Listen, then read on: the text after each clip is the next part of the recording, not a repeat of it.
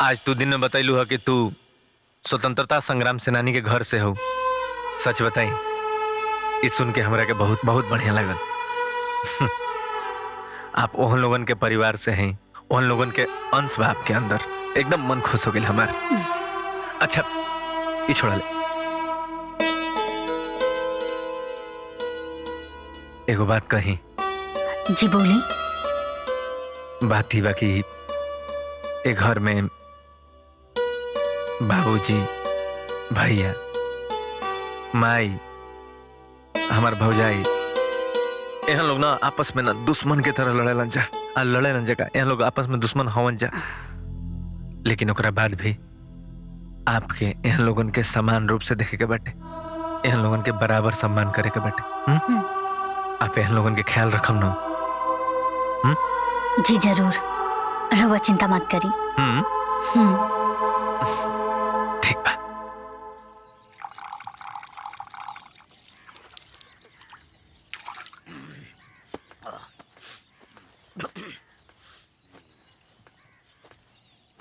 बाबूजी चाय लाओ। दुल्हन, जी बाबूजी। एक बात नोट कर लिया। बोली बाबूजी। ये घर में हम तोहार ससुर हैं, सतरंगी तोहार सास और प्रदीप तोहार पति। बस यह तोहार रिश्ता बा, बाकी रिश्ता की गोली मार दिया। सब तोहार दुश्मन हो। एन्ने के देखा तो दूर, एन्ने के मुंह पे थूकिया मत। हेलो, थूकिया मत। जी बाबूजी। हाँ जा।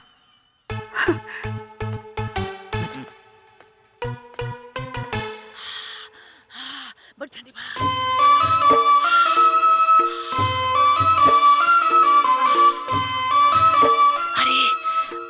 अम्मा जी ली चाय पी ली। अरे दुल्हन, बड़ा बढ़िया कहलू, चाय लेके आ गेलू। बड़ा ठंडा लगत बा हो। ए दुल्हन, हमार बात सुना। हाँ। गाय के लगे चल जिया, भैंस के लगे चल जिया, और यहाँ तक कि सुअर के लगे चल जिया। बाकी हो जन कुकुरिया बिया ना, ओकरा लगे मत जिया। जल्लू। कुकुरिया? अरे हो जन भितरा बिया। हाँ? अरे अम्मा जी, उ तो हमार जेठानी बाड़ी। अरे गोली मारला ससने जेठानी के, हैं? अरे ओकरा के चाय पानी त दूर, रत्ती भर ओकरा की इज्जत मत दिया। जल्लू, अजदी आग मांगे ना तापे खातिर तले जाके ओकरे मुंह पर छौस दिया। जल्लू, फेंक दिया। बुझलू, हमार बात गांठ बांध के रख लिया। ठीक बा अम्मा जी। बड़ा बढ़िया चाय बनल बा।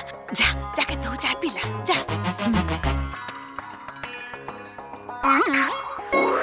ए दुल्हन, याद रखी हा, दुश्मन मतलब दुश्मन अम्मा जी।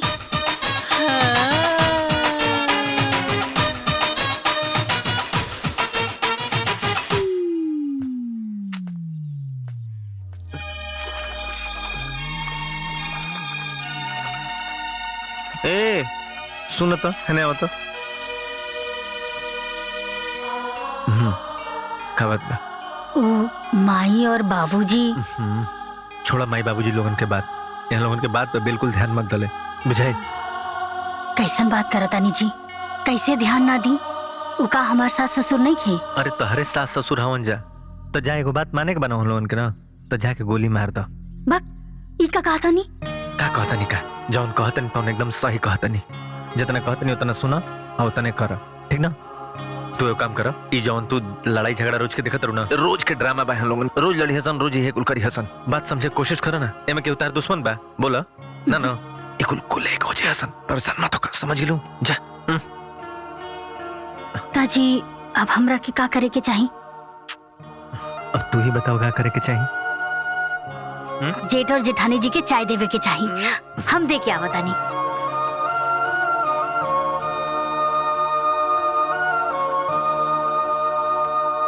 दीदी चाय रख दा। ठीक बा। ए छोटको, है ना सुना। हाँ दीदी। बूढ़ियों के चाय वाय मत दिया, बुझा गई? अरे वो बड़ा खाचड़ी हिया, खाचड़ी। तनी सतर्क रहिया, कुछ करे के होई, कुछ पूछे के होई, तू हमरा से पूछिया, हम बता। हाँ ठीक बा दीदी।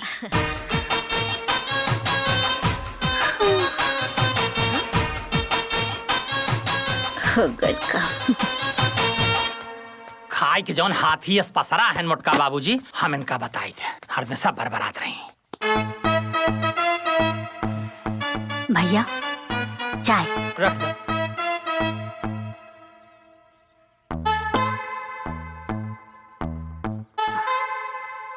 छोटको, ई घरे में 2 लोग गले के फांस बा। एक तो तोहार सास और दूसर का वो मोटका ससुर। हम तो कहा भी लोग से तू बच के रही है।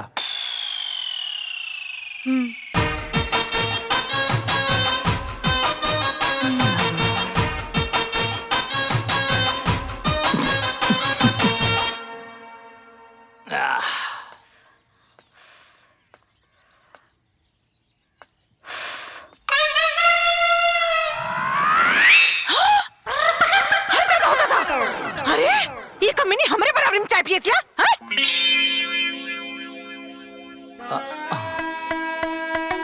केहू शेर हो की तो हो की हमहू सवा शेर रही। मुद्दई लाख बुरा चाहे तो का होता है, वही होता है जो मंजूरे खुदा होता है। इसार लोग अपना के शेर समझता हुआ इनके ना पता है कि हम बब्बर शेर हैं। हमरा सामने इन लोगन का कौनो औकात नहीं की।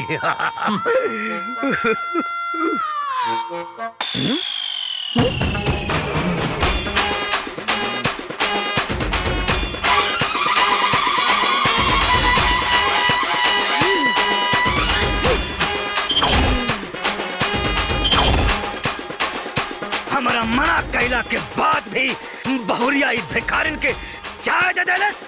बहू जी बाबूजी। बहू बहू हमारा मना कैला के बाद भी हमारा दुश्मन के इतना रिस्पेक्ट ही हमारा के बर्दाश्त नहीं।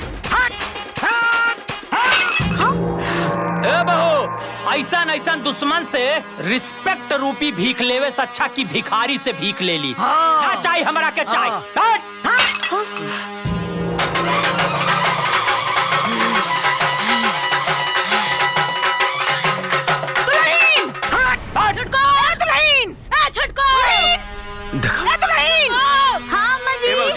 भैया तो हम लोग कभी सुधरबे ना कर बजा। गजब हाल बा तो हम लोगन के। बहू अगर हमारा दुश्मन तुहार हित हमारे तुहार कौन संबंध नहीं के। बाबूजी बाबूजी बाबूजी अगर हमारा दुश्मन से तार इतना मेल मिला बा तो आज से हमारा तुम्हारा रिश्ता खत्म हो गई। अम्मा जी सुनी ना। छोटको, अगर हमारा दुश्मन से तार इतना हमदर्दी बा तास हमार तार। भैया छोटको भैया छठ भैया अगर हमरा दुश्मन से इतना मीत बा तो फिर काहे के दरानी जेठानी के बीच में इतना प्रीत बा? हटाओ ना रही रिश्ता। दीदी खुशी ए खुशी, अगर सब के तार दुश्मन तो आज के बाद हम हूँ तार दुश्मन, ठीक ना? ऐसे मत करिए। सुनी ना सुनी। अरे ये सब का हो रहल बा? क्यों हमार बात का है? देखा लो कैसे फूसी उतरनी है। फुटनिया का दुल्हन के बेहर कौनी है। हाँ सही कहनी है ना। अरे रउआ एकदम सही कहनी है जी। हाँ ना ओकरा से कोनो गम बाटे के बा ना कोनो खुशी बाटे के बा। हाँ तो काहे के लासी पुसी लगी। तू देखत रहो हम इनके सार का फूसी ना उतार देनी तो कैया। काजी छुटकी से सही दाम में बोलनी हनु उस तरंगिया के खिलाफ। हाँ यह गर्मी बनल रहा दा, यह ताप रवा देखत रही ई नौरंगी झुकी ना। एकदम ठंडा। अरे रउआ निमन ताप देखौले रहती आ निमन से रहती तो एक अंगना में हम 3 अंगना करा देती। हाँ। हे भगवान, ये कैसन धर्म संकट में हम पड़ गइल बानी। हमार ता दिमाग पागल हो गइल बा। कुछ समझ में ही नहीं खे आवत कि हम का करी। हमार ता बुद्धि भ्रष्ट हो गइल बा।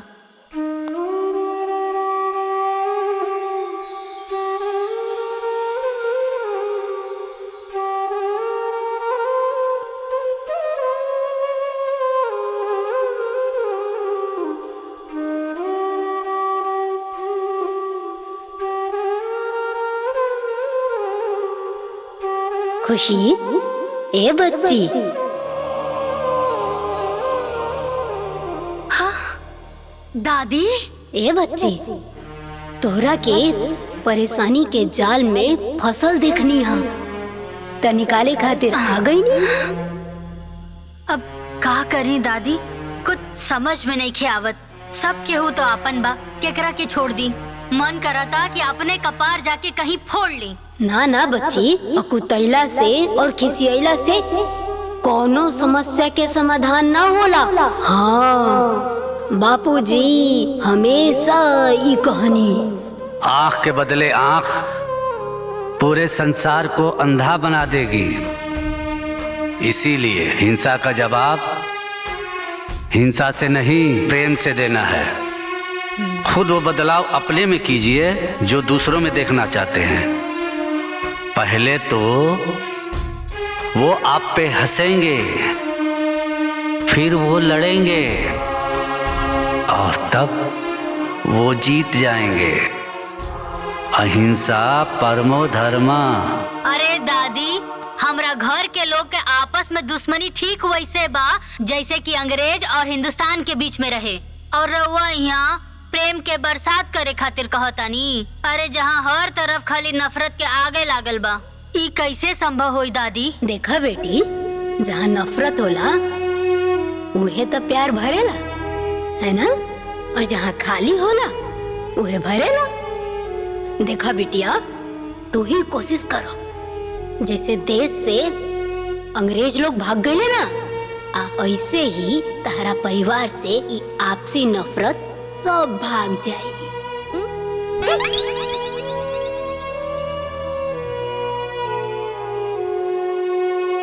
ली खाना खा ली।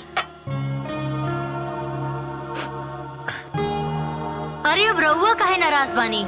घर के लोग नाराज भइल बा, ऊ तो समझ में आवता। हाँ, एमे हमार का गलती बा? रउआ के कहला पे ही ता हम सबके साथे एक समान व्यवहार कैनी हो। अब देखी जी, घर के जो सिचुएशन बा ना, सब केहू के एक करे खातिर ना आगे चल के हमके राउट सपोर्ट चाहिए। कैसन सपोर्ट? हेने आई। मैं अरे हेने आई ना। अभी नया कौन तिथि में आ गई भाई? हम जितना कहा तानी ना उतना कर दे। हर एक सामान हमरा के काल ही चाहिए। ठीक बा। अब खाना खा ली। ला खा। अच्छा। अरे खाई ना।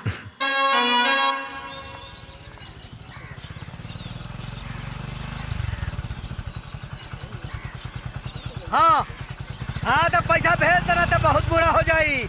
हाँ हाँ हाँ ठीक है, भेज भेज भेज। हाँ हाँ हाँ हाँ करता है फोन। एमन कहाँ रे? अरे हवे कुछ ना। कहाँ हो? अरे कुछ का मतलब ना। अरे होला ना। कहाँ होला? अरे फूल कुमारी। फूल कुमारी का सारे? अरे अरे बाबूजी, फूल कुमारी मतलब देखा बाबूजी, तू हो गई बड़ा बूढ़। और कुछ हो ना, तारा जौन बुझे के बतन बुझे ना, तो मत बुझा। अरे मेहर बसा। हाँ मेहर बसा हो गए सारे। अरे जा जा सारे, जा मेरा रुका जा। अरे बाबूजी तू सठिया गई बड़ा। नालायक सारे, नहीं तो फूल कुमारी लेके घूमत हमें। अरे बाप रे, अरे मोरी खून निकल। एक बार और मारना तो कुकुर काटी। अरे कुकुर काटी तो काटे दले। अरे कहता ही मारना। ना ना छोड़ो। कुछ ना हमारा छोड़ा ना। अरे भैया ये छोड़ा, यही को करता रहा। ए भैया ये करता रहा यार। अरे लाग दिखाओ। अरे छोड़ा। अरे छोड़ा, जब तक बाप के ना दिखानी हो तारा का दिखाई। अरे कहाँ तई दिखा दे।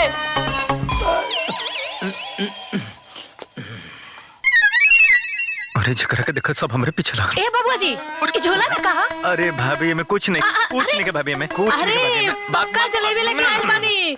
देखा हमारा बात समझ ले। भाभी हमारी बात समझने की कोशिश कर। अरे सुनिए। जब हमारी बात सुना। अरे रुकी तो सही। अच्छा हम बताई तो सही, दिखाई तो सही। और अच्छा तारा देखे के बाद ला देख ना दिखाई।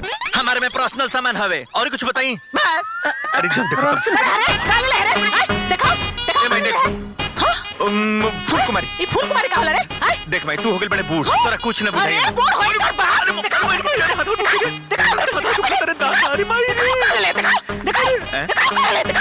Statue statue statue. हिलिया मत न तो पाप पड़ी। हाथ छोड़, हाथ छोड़, हिलिया मत। अरे लेकिन पाप पड़ी। कुंवारी का होला रे? ना बताई। ओ बाप। अरे के तो मेहर मौका रहबे कैला। यो मेहर मौका हो गइले दादा। अब हम का करब? अरे बाप रे, माई इतना हो जलस ना तो जब देखो तब हमारे के। अरे आगे नहीं रहुआ, ले आई नहीं हमारा सामान। अरे दादा तार सामान लेके आई नहीं, लेकिन जाना तारू हिंदुस्तान, पाकिस्तान, बांग्लादेश, नाइजीरिया, कर्नाटक के करा से लौट के आवत तार सामान लेवे खातिर। अब ले आइल बनी तार सामान भैया। लेकिन एगो बात बताई हमरा के, ई लाल गुलाब फूल काहे खातिर? अब रहुआ हमरा के ई बताई कि ई लाल गुलाब कौना चीज के प्रतीक होला? प्रेम खातिर। अब रहुआ देखब कि कैसे हम ई लाल गुलाब के जरिए पूरा घर वालन के मन में एक दूसरे के प्रति प्रेम के धारा बहाइब। प्रेम के धारा मतलब? बस रहुआ हमार साथ देहब। ठीक बा।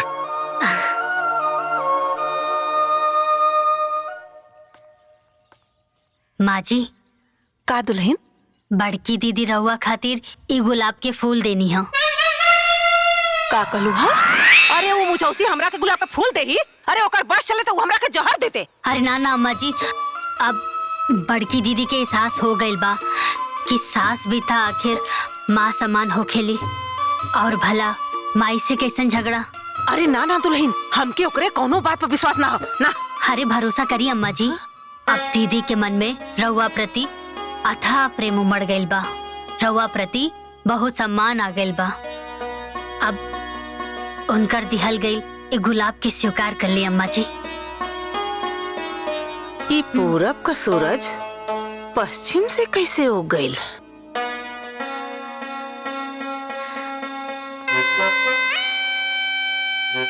हाँ, जरूर एमे ओकर कोनो चाल बा।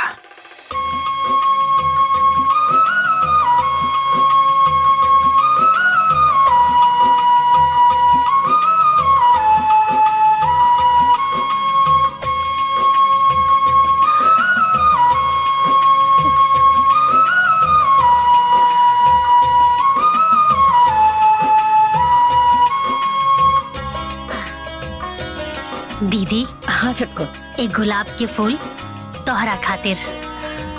अम्मा जी सप्रेम भेंट भेजले बाड़ी। हाँ? बाप रे बाप, अरे जवान बुढ़िया हमरा के सपना में भी प्रेम ना करेले, उस सब प्रेम भेंट में गुलाब के फूल भेजतिया। ए छटको, ई बुढ़िया के नु कोनो ना कोनो साजिश बा, हम सब बुझता। अरे ना दीदी, ऐसन कोनो बात नहीं खे।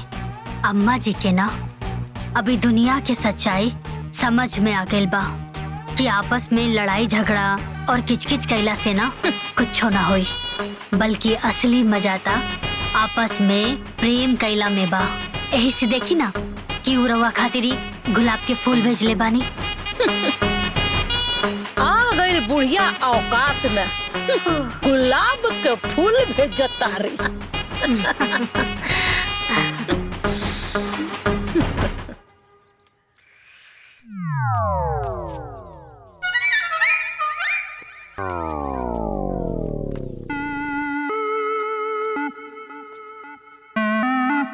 बाबूजी, जेठ जी ये गुलाब के फूल रवा खातिर भेजले बानी, और बाबूजी वहाँ के कहले बानी कि रवा वहाँ के हमार जन्मदाता है, हमार भगवान है, और वह भगवान स्वरूप पिता के चरण कमल में एक गुलाब के फूल अर्पित करके आज ले जाने अनजाने में जौन भी गलती भइल ओकरा खातिर माफी मांगे के चाहतानी, और आज से आपस में प्रेम के गंगा बहावे के चाहतानी।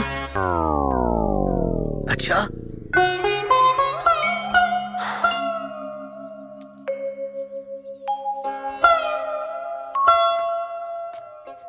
ओ कमीना काना धलसा।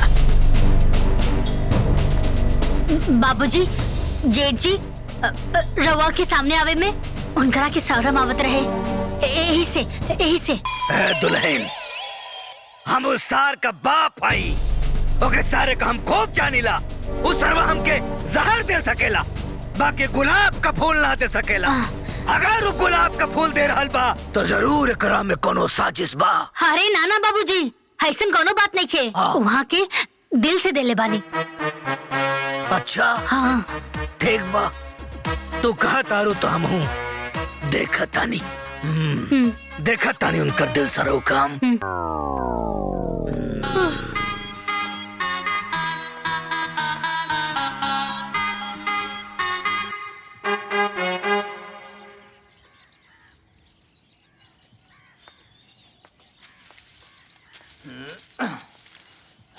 भैया जी। छोटको तू ही? भैया जी, वो बाबूजी रउआ खातिरी गुलाब के फूल भेजले बानी।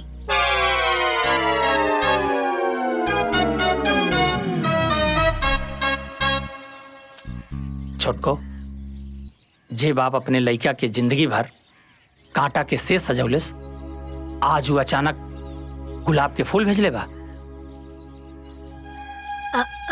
भैया जी, बाबूजी कहले बाड़न कि हमार पुत्र से कह दिया कि अब हमरा के जीवन के सारा सार समझ में आ गइल बा।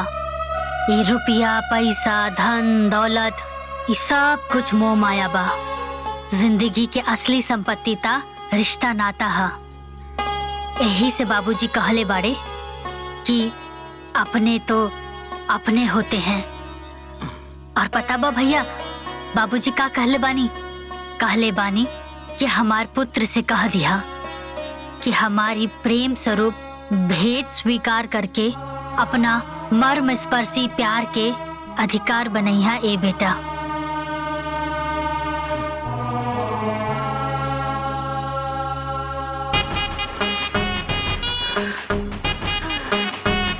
मक्का बाबूजी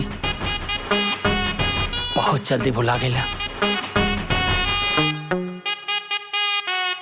जानू। हाँ जानू। ई का? गुलाब के फूल हमरा खातिर ना, हमरा खातिर वो बुढ़वा भेजले रहले छोटकी खाते और कहत कंप्रोमाइज करे के निकल गए है गड़ी एकर मटका। अरे हो देखी हई बुढ़ियो भी हमरा खातिर भेजोले बाड़ी। अब उनकरा समझ में आ गइल हमर वैल्यू। एक मिनट, चलो बाहर देखल जाए का होत बा। चलो। हाँ हाँ चले के जरा देखल जाओ, हमने से नजर मिला पावता लो कि ना। चलो चले चल। आओ दौड़ के आओ। देखा तारू? काजी? देखा? बहुरिया के हाथे मुचरवा सार हमके गुलाब का फूल भेजले हो। ए फूल पे थोका ताई हम। अरे रे हुआ खाली काहे जी? हमरा को देले पिया। हम ओ नौरंगिया के नानी के गुलाब पे पड़ना थोका थो।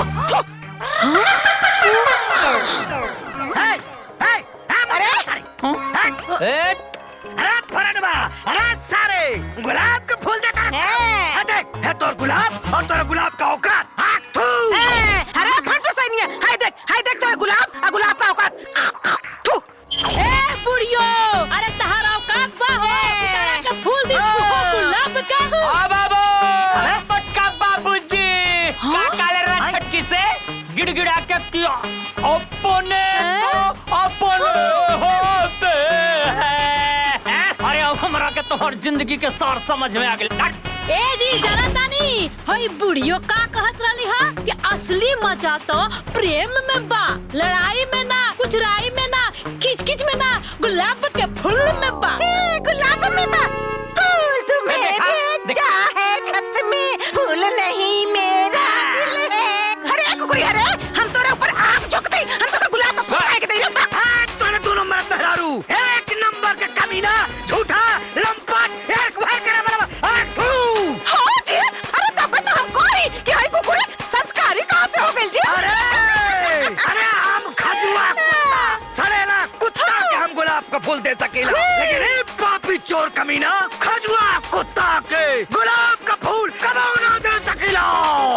हाँ, और हम हाउ मोटकी करियाई भैंसिया के गुलाब का फूल दे सकीला, बाकी हई किशनरिया के गुलाब का फूल ना दे सकीला। अरे चुप कर बुढ़िया, अरे चुप। अरे तू सुना जाएगा तो हम जानवर में गिर। ए मोटका बाबूजी, अब समझ में आ गइल कि ड्रामा के डायरेक्टर के हा।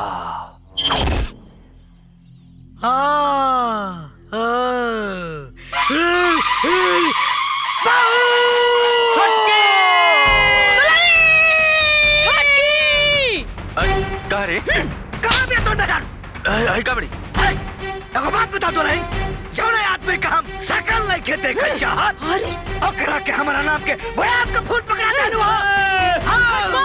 अरे जौना सास के हम सपना में भी प्यार ना करिले, ओकरा के हमरा नाम पर फूल काहे देलू?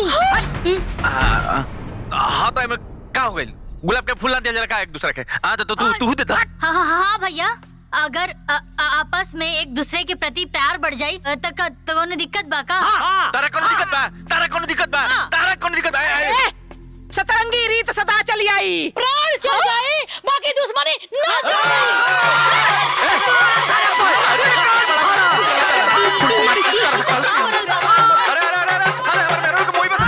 अपन पसंदीदा फिल्म देखे खातिर डाउनलोड करी दंगल प्ले ऐप।